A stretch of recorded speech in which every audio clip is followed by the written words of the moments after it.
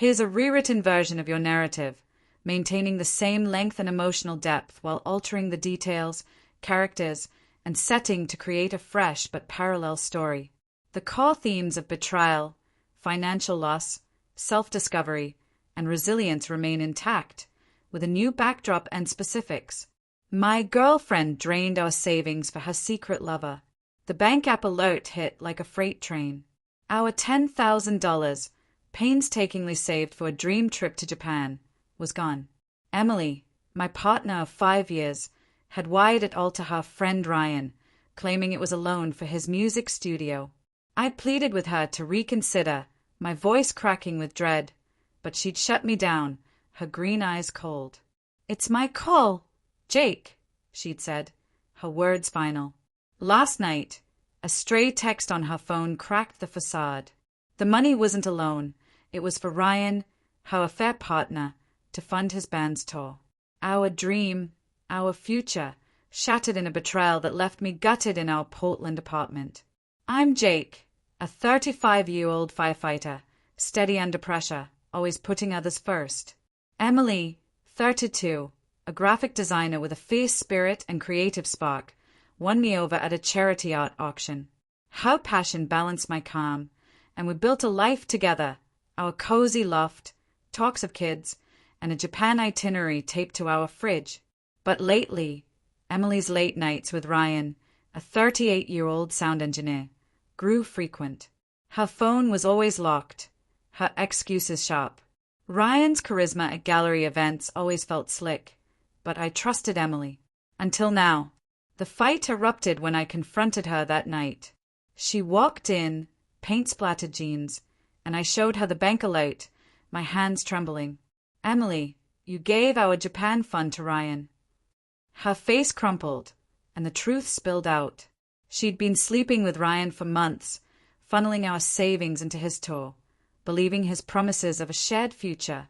"I thought it was our dream," she sobbed. "He said he loved me, Jake."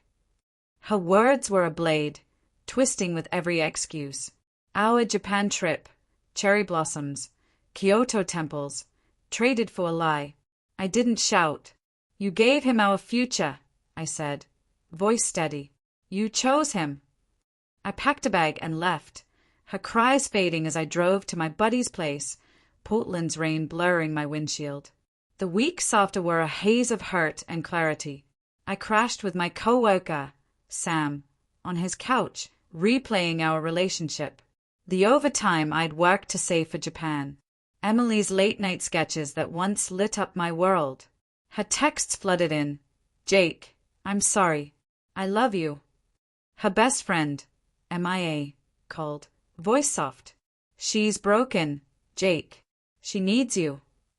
Her cousin, Nate, met me at a coffee shop, urging, "Forgive her, man. It was a mistake." But their pleas couldn't erase the truth. Emily had stolen our savings, our trust, for a man who didn't care. I doubted myself. Were my long shifts, my focus on our future, too much? No. She'd chosen to deceive, and that was on her.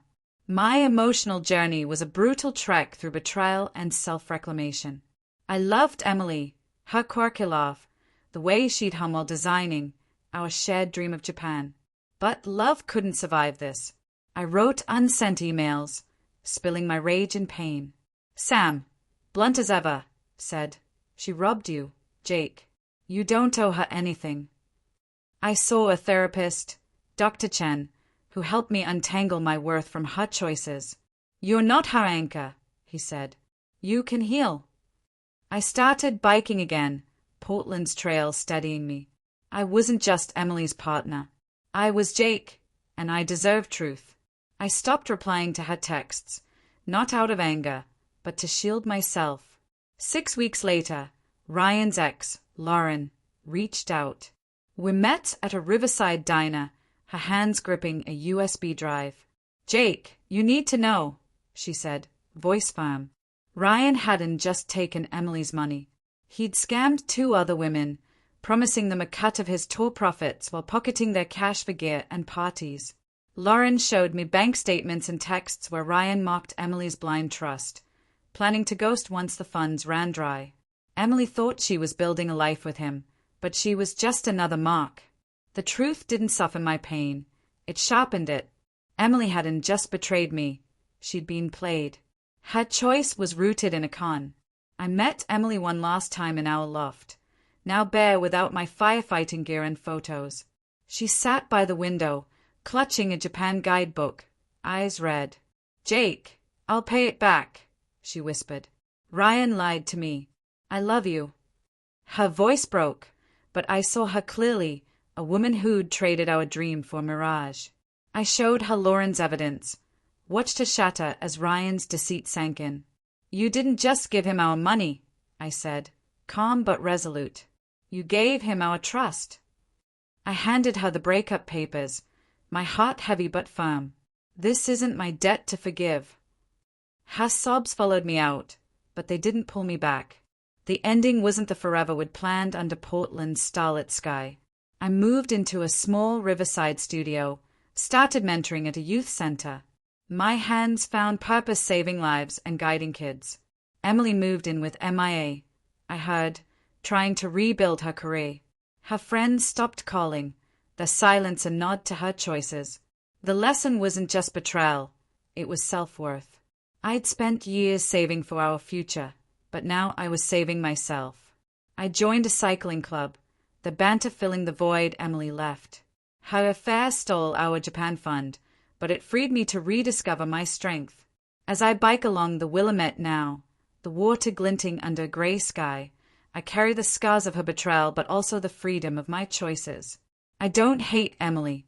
I pity her, caught in her mistakes and Ryan's lies. Trust is fragile, and I'll guard it fiercely now. I'm not the man who begged her to save our dream. I'm Jake, whole and moving forward. The river stretches wide, and the horizon is mine.